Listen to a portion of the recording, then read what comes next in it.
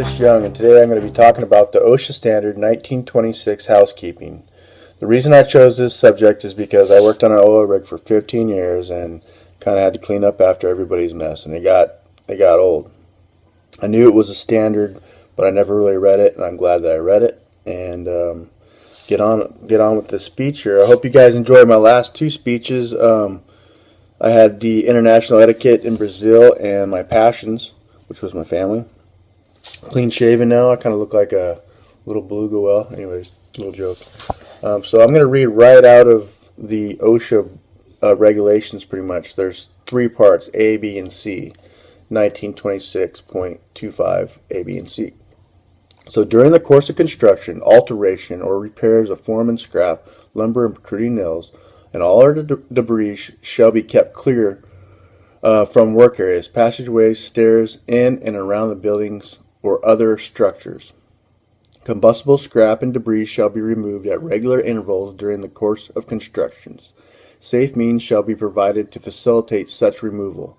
Containers shall be provided for the collection and separation of waste, trash, oily and used rags, and other refuse. Containers used for garbage and other oily, flammable, and hazardous waste such as caustics, acids, and harmful dust, etc., shall be equipped with covers for the garbage. Facts, maybe you guys didn't know. Did you know that over 2/3 of all accidents involve housekeeping in some way or shape or form? And approximately 2.5 million disabling injuries happen over the service industry every year with the cost of over $100 billion. That's a lot of money. By just not cleaning up. I mean, clean up. It's not that hard. Keeping to me, it doesn't mean just picking up your trash. It includes picking up your tools, trash, equipment, etc. In your entire work area, even somebody else's work area if you have to. Here's a couple questions I kind of came up with to kind of help out. Are your extension cords laid out properly and out of the way of a vehicle and pedestrian traffic? Are your work materials and equipment properly stored? Are they placed out of the way of your immediate work area? And do you have a clear path to and from your work?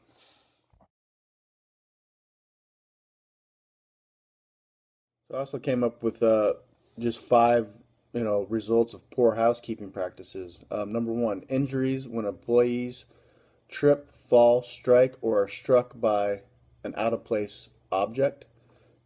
Two, injuries from using improper tools because the correct tool cannot be found. I don't know how many times I got to go look for a tool and, hey man, there's a hammer wrench right here. I should be using a hammer. You know, use the right tool. Go find the tool. Put your tools back.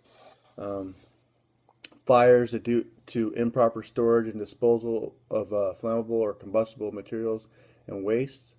Lower production because time spent maneuvering around somebody else's mess and cleaning up somebody else's mess. And then your reputation. If you have a dirty work place, people aren't going to want to sign you up for the contract. They're going to say, "Hey, man, this place is messy. These guys are pigs. They're always looking for their tools. They're all, it's not good. It's not a good thing at all." Plus, when the OSHA guy comes out and he sees that, he's going to have a field day. So clean up after yourself before your workplace gets cited.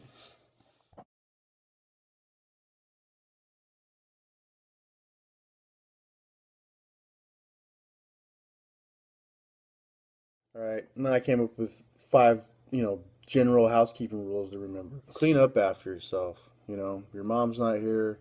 Pick up after yourself. It's not that hard. Most jobs are getting paid pretty good. The job's not done until everything's cleaned up. If you got to keep one guy there to kind of clean up while everybody moves on to the next step, hey, you got to do what you got to do, or everybody hammers it out and cleans it up and gets it done real quick. Let's just get it cleaned up. Clean up throughout the day. I'm constantly cleaning up my work area when I'm at work. You know, I like it clean. I just like a clean work area. Dispose of all your combustibles and flammables like we talked about properly. If you see a spill, clean it up as soon as possible. Um, See, your floor's got a bunch of ice on it or something or whatever, chip it up, sweep it out of the way so somebody's not slipping, and figure out where the water's coming from, to make that little ice patch that somebody just about slipped on. And then stacking your materials and supplies orderly and secure so they don't fall over.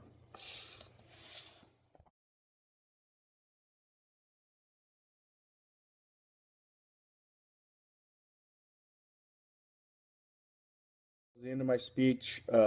Thank you very much for listening. And if you have any questions, you can email me at cyoung57alaska.edu. I had a good, actually learned a lot in this class. The book we had to read, How to Teach Adults. I'll probably keep that in my backpack whenever I get my job. It's just a good book to have, and I learned a lot from it. And thank you very much for listening.